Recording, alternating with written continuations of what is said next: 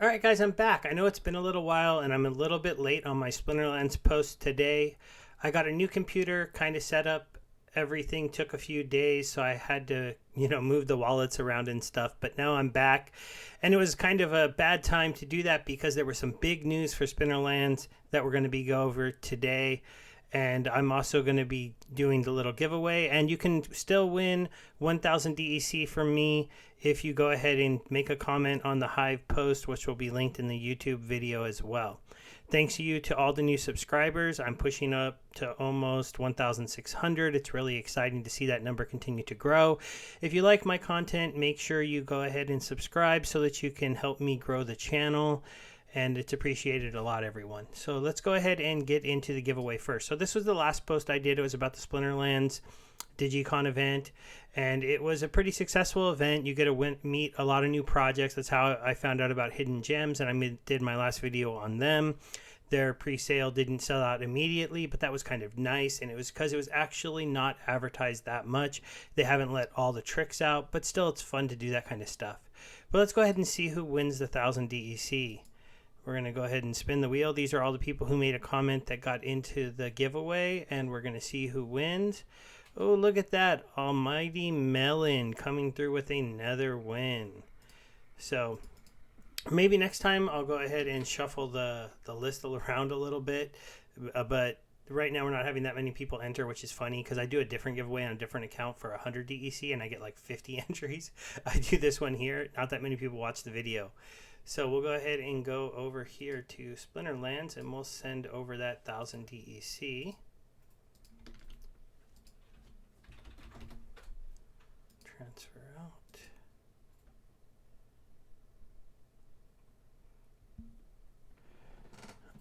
While this is going, I'll let you know the first thing I'm going to talk about is the new Untamed Airdrop card. We're just going to give a quick review of that card, and then we're going to go into the SPS Governance Token, as that's the big news for Splinterlands. Sorry, this usually goes a little bit quicker. I'm just waiting for it to go through. If it doesn't go through soon, we'll just go ahead and get on to the content. Yeah, I'll just come back to that later. Okay, so we have what is this? Gorlodon. Yeah, Gorlodon is the new Untamed card that came out for the Death Team. Basically, on the Untamed set, if you didn't know, every time they sell 100,000 packs, they airdrop a card to people who've been buying packs. I got about 16 or 17 of these for free from the airdrop, so that was pretty cool. I've already bought enough to max the card out. I waited a few extra days. It dropped down to 70 cents when it was originally around 80 cents. I picked them up there. It might still go ahead and become cheaper, but time will tell. These airdrop cards, as we get later into them, there's less packs to be opened, so there'll be less of them coming onto the market, but there'll also be more of them airdropped when they get airdropped, as there is a guarantee per pack sold. So I don't really know about the prices exactly, but when you can get a nice epic card for around 70 cents, it's not too bad, and so I went ahead and picked him up. So let's go ahead and look over the card and talk a little bit about what he is. He's a 9-cost secondary tank that's for the Death Team, which is a really nice thing for them, except for that their current reach card that you would normally play is their only real healer on the team. So that's the one hurt to this card that I see, because I don't see him replacing the Undead Pegasus card that has the reach ability and the tank heal. Unless you're playing in a mode with no healing, or if you want to use this guy in reverse speed, because you'll give up the healing for the fact that he's a big, huge card. He is something that makes the Death Team, who is already pretty strong, because they have a lot of cards that cost 10, 7, 8, 11, 12, and now another 9. They're a very interesting team for those 99 mana battles. They're one of the few teams I think that can match up with the Dragon team when it comes to cards that just cost a lot and putting them on the board. Dragon has a slight advantage, but when you combine Dragon with Death, you can really line up a lot of monsters that cost a lot. As to the card, his other abilities, the fact that he has True Strike is really nice because he's not going to miss with that big attack. Enrage is kind of an interesting one because it will speed him up a little bit and give him that extra attack. So that's a pretty cool ability, because you imagine he will be able to attack a few times with that 12 health. Overall, it's a very strong card, and it's going to be very helpful, I think, as we go into some of the different matches that they're going with, including in the brawl scene, where when you get one of those big mana matches, because sometimes you just want to have these really high mana cards to be able to play in those ones. We're going to end that there, because I'm trying to do this video kind of quick. I don't want it to be too long, and there's a lot to cover on the SPS token. That transaction is still going. Don't worry, Melon. I'll make sure you get your tokens. So the SPS Governance Token has come out, and that was the big reveal from the Splinterlands team. I don't know why none of us really guessed that we might be giving a governance token and giving control of this project. If you really thought about who Aggroed and Matt are, the guys who created the game, they really, really want this game to be everything that crypto idealizes, and that's, decentralization and power to the people, power to the users, not power to the owners or creators. And so that is one of the things that this really shows. They're going to give away a lot of the control that they have of this game today to the players of the game. And that's really exciting to see. Also, it's going to create a lot of buzz out there in the world for the game, because right now you could only get into this game if you wanted to invest in the cards and you wanted to play. Pretty soon you'll be able to get into this game if you want to be somebody that drives the governance, if you want to be somebody that plays the land version of the game, which is going to be kind of crafting items and a whole digital economy in the background of, trading the different commodities that you can produce in each thing, so that you can produce these cards to go sell out to the players of the game. And then you can also now or you could just be a player, and you could also be somebody who just plays around in the rental market that is going to feed both the players and the people who need monsters to stake onto their lands. But the fact that you can also just get into this now without even really entering into the Splinterlands ecosystem by going ahead and getting this new governance token that's issued on the Binance Smart Chain, and just being somebody that controls the governance vote of the system. So we're going to talk a little bit about overall the token, the tokenomics and everything, but you should really come and read the post yourself if you haven't checked this out yet, and you really should go through the white paper and go through everything that's in there. We're going to just touch base a little bit over here in the white paper to go over this. So one of the things they talk about, the lore, it's just kind of mixing in the token into the game. They do that. That's just kind of a fun thing. Here they talk about the idea of it being a decentralized DAO and how the power of that and how it's going to be set up, how they're launching it on BSC right now because of the fees on Ethereum.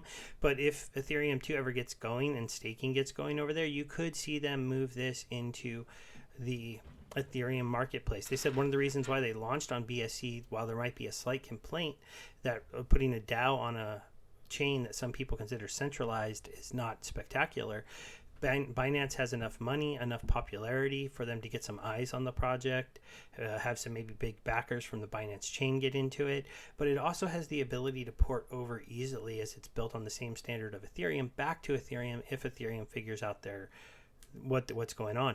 Also, in the future, when Cardano has smart contracts, they're supposed to be able to easily port things that are built on the EVM, the virtual machine for Ethereum, into their system. So you could see that also be something that we as a community can vote to move the project to another chain when there is a chain that is suitable out there to use, to not have fees ruin the project. So that's something that they outline here, and they do say that Binance Smart Chain is where we're starting this project, but it's not necessarily where it's going to be in the future. So we'll have to see once the community gets control if they like the Binance chain because of everything that can offer as far as liquidity and eyes, but if they need to move it to somewhere else because they don't like the centralization of that chain. Let's go ahead and look at the token distribution. So there's going to be 3 billion tokens, which is not that many when I think about it. They are going to be issued as broken down here. So they're going to be airdropping 400 million of the tokens over 1 year to the current users of the system. Now that's huge, because when you look at some of these other ones like the Foundation, they're getting theirs over 65 months. The team is getting theirs over 65 months. There is a private sale that is being released, but it's only 6% of the tokens over 10 months. So these ones are going to be out there to private investors. You're going to have the partners get theirs over 2 years. The play to earn model and staking ones are the big ones that are going to be issued over the 65 months. So those are the ones that we're going to be able to earn while we're playing the game. And that's going to be both playing the land game and playing the battle game. But the land game details are not fully out yet, but people who do just go ahead and work on the land and do all the different crafting things will have some goals to be able to earn some of these tokens, and that's something that's pretty exciting to see. And also they're going to have staking, LP providers, and Oracle rewards, because they are going to want some Oracle set up on the Binance to do the transactions between the Hive and the Binance Smart Chain to make sure that your tokens can live in either place and you can move them around really well. This is also going to be another way that people can make money off of the game now, because you can set up an Oracle to earn these governance tokens, and you can decide to either take part in governance or just sell them out to the marketplace as a reward for running your Oracle.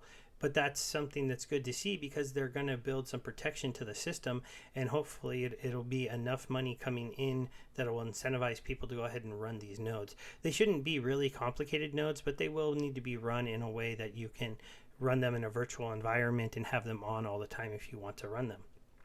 Now let's go ahead and get into what most of the players are concerned about, and that's the airdrop, the initial 400 million of the tokens, which is the biggest amount going out. This is really exciting because that means in the first year of the project, the players and the people who have the most invested into the Splinterlands are going to have the biggest say in where the project goes from here.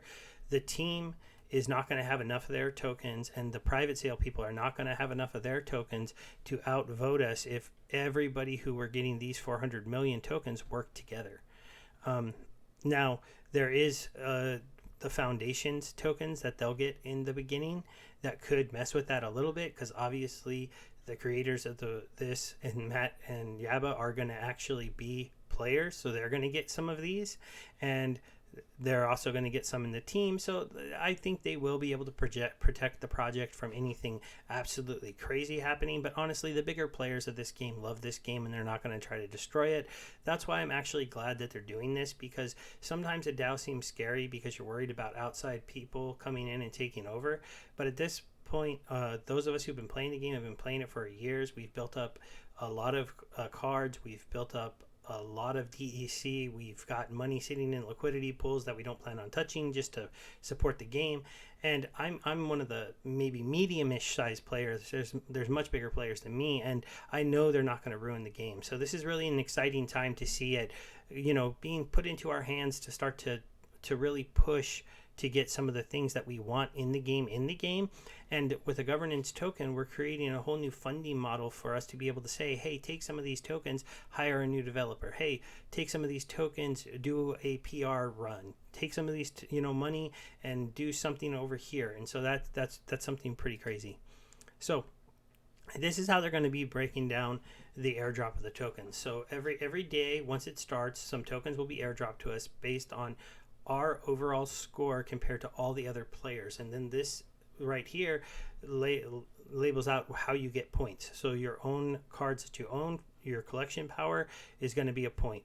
Each DEC token you have in the game is worth 1 point. Each DEC token you have in a liquidity pool is worth 2 points. I believe they're doing that because you have to pair them up to something. So since you have to have an equal value of Ethereum, or on Cub you have to have an equal value of BUSD, or in the Tribal X pool, I think I don't know if it's to Hive or if it's to, it's probably to Hive. So since you have to pair it up, you theoretically might have had you have to put twice as much into the pool as anyone else. So you get two points for each DEC in the liquidity pool. I like that they did that. One of the things I need to ask in the pool, because I'm not really sure, when it says Untamed Booster, these Dice Booster packs and Essence packs, these points, I don't know if you have to hold these packs or you just had to have bought them at some point, because I know they track how many packs you've bought for airdrops, or if this is just for people who are currently holding packs in the game. So I'm going to try to find that out. I'll put a comment on the post as soon as I figure that out, because it's something that I should be able to figure out. For land plots, this is really big because we only have so many land plots left, and we're going to take a look at that at the end of this. And I really think that the fact that you're getting 10,000 points per land plot, which is pretty amazing. And I'm glad I have a couple tracks. I wish I was somebody that could afford a couple regions, but you're going to be getting a lot of points for these. That's pretty amazing. Also, the champion points are something that we've always kind of wondered what we were earning them for. It's nice to see that they were included in this, because this really rewards people who have been playing the game for a while, because the only way you have a lot of champion points is if you've been playing the game for a while, you've been playing in all the different modes, and you've been winning. And so it's nice to get some use case for those. But they also gave some use case to the Splinterland Talk token, which a lot of people were hoping would be brought into this game somehow. Now, in the ongoing of release of this token, it's going to be used to give you points for getting the governance token. So this should increase the value of this token, and we have seen it go up quite a bit recently. And I'm glad that I'll be, continuing to earn this, and it'll be another thing I'll be glad that I kept. Also, for the first time, we could see the card skin market come to life, because I feel like they were too expensive for what they did. They didn't really do anything for you in the game except for make your characters look different, and there was only one set. But they had talked about starting to let that card skin market become more vibrant.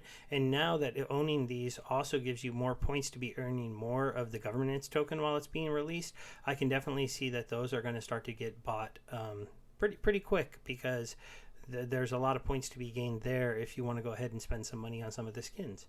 The totems are part of the land release, so it's nice to see that those are also being included here. They're really giving a lot of these points to the land items, and it's good to see that, because we do need land to be successful to really grow the Splinterlands from being just a battle game to really being a complete ecosystem. They do talk about the fact that if you are holding your assets in anything where they're for sale, like on Hive Engine or any third-party marketplace, and you have them listed for sale, those will not count. So you either have to have them in the game or on a liquidity pool. Those kind of things will count, and you can check that out over here in the airdrop one. Here they talk about the use of the DAO and the funds, so this is something that is good to read through, but I'm not going to go over it a lot. But there's just a couple quick examples of what they say they're going to be doing with the funds from the DAO. That's providing that initial liquidity for the SPS token, paying for certain services that we vote for them to do. They're also saying, like I said, they picture them doing funding for third-party development, like saying, hey, we'd like to add something to the game, so let's go ahead and hire a developer, offer them this many tokens to go ahead and come in and build this for us. They also are talking about the fact that because they are going to have a play to earn and a stake to earn model, that we could go ahead and take our tokens in the governance pool and vote to go ahead and stake them into the pool to earn more tokens for the governance team to be able to use. It'll be interesting to see how we do with those tokens and exactly what the community votes to do with them. I imagine they won't want to put all of them into growing and investing, but at the same time you want the DAO to have funds to be able to do advertisement and build things for the game. Now they talk about the play to earn pool. This is really exciting, because they're not doing something as simple as just saying, hey, if you win a tournament, you'll get the tokens. Sure, they'll have tournaments for tokens. They'll also have the Oracle rewards for people running oracles. They'll have some of the tokens for taking part in the guild brawls, so it'll be important that you get into a guild and do those. There'll also be some of the tokens rewarded to those of us providing LP on the different platforms. So that's an extra thing that's really good to get people to go ahead and keep those liquidity pools out there for the DEC token, so it's easy to trade. And that's very, very important for the game, because otherwise, if you're not earning a token that's tradable, then it's not really like you're playing to earn. There's also going to be an SPS staking reward and rewards on ranked battles. And this is kind of going to be work together, because what they've said, and this is really, really exciting, is we're going to be able to stake our tokens onto players, and then we earn the tokens when those players play and win. But it's going to be at a model where you can't just have everybody put their tokens on the best players. Sure, the 2, 3, 4 top players will get the bulk of what's given to them, but then there's going to be a point of diminishing returns where you'd be better off maybe putting those tokens on yourself and just playing the game and earning the tokens. I myself will probably just stake my tokens to myself. I think I'm a pretty good player, and I'm more incentivized to play now than I was in the past, so I will be starting to play the game again and use the bot a lot less, because I can win at a pretty good clip when I go ahead and sit down and play. It's just, before I was just earning DEC. Now I'm going to be earning DEC and governance tokens, and I'll be maybe trying to attract players to stake their tokens on me so I earn even more. So win percentages are going to be important. it is going to completely change the way I think a lot of people look at playing this game, which is going to be really, really exciting. One of the other things I just want to note really quick from here, and I will have the link to this so you can go ahead and check it out on your own, is the Splinterlands always does offers and promotions where they say, like, if you've bought X amount of packs, you'll get this. Buy some packs right now and we'll give you an airdrop of that. Or they've done the combinations where they've done cards with issued NFTs on the Wax blockchain. They did that big one with the ultra rare team. So there's been just various different promotions. They're saying that going forward, any promotion that they do, in order to take part in it, you will need to have a certain amount of the SPS token staked. This is good to see because it just adds one more reason for you to hold these tokens. Besides the fact that you can go ahead and get in on the governance voting, besides the fact that you might be able to do staking into players to earn even more of the tokens, now you're also going to need to have token staked to be able to get into the great promotions that they've done. They really thought this token out really well. I'm really excited to see that they've launched a governance token, and they did it in a way that is going to be really, really, really, really good for those of us that are playing the game. One other thing with the airdrop, they're not airdropping all those 400 million tokens at once. Like I did say, they're going to be doing it out over a year, and you're getting them basically every single day based on your share of what you're holding of all those different assets. That's really good because it's not going to create an artificial inflation of the market where everyone comes in, buys a whole bunch of the cards, gets the big airdrop, and then dumps all of the cards back onto the marketplace, or the DEC back onto the marketplace. It's just going to really reward us to keep accumulating and trying to up our score over the next year and just hoard all the items to be able to get as much as we can from this airdrop. So it's going to be a year-long accumulation of cards, and by that point we're going to see if people are really willing to get rid of those cards or not. But it shouldn't be something that's really crazily abrupt, as if they were doing an airdrop with a snapshot at one certain time. Getting into when this is all going to start is the last thing we'll cover, and then I'll just be saying goodbye.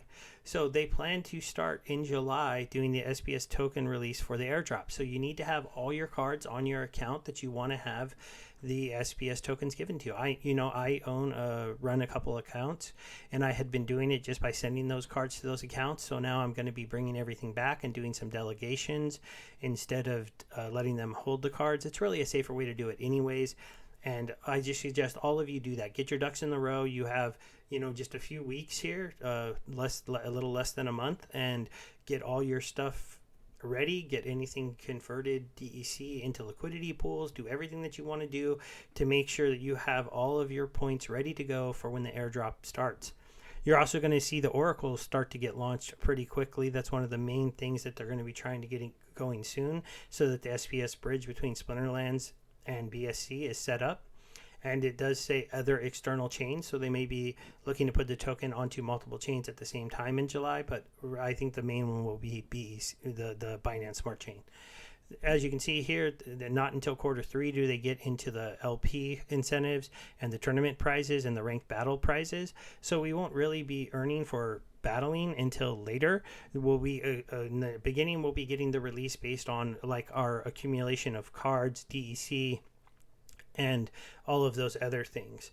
So everything is done here, and as you can see, the very last thing they plan to do the first quarter of next year is get actually the DAO and the oracles are all over here.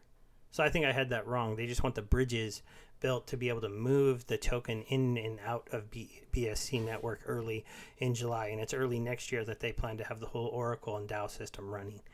So this is really exciting. If you've been a player, you have to be pretty happy with this to know that they're going to issue a governance token, and if you're going to be rewarded for it for all of the stuff that you're holding is pretty exciting. I'm really happy to see this. So I'm going to go ahead and end it there. Thanks, everybody. This was a fun video to make, and I'll get back to making some additional content here in the next few days. Goodbye.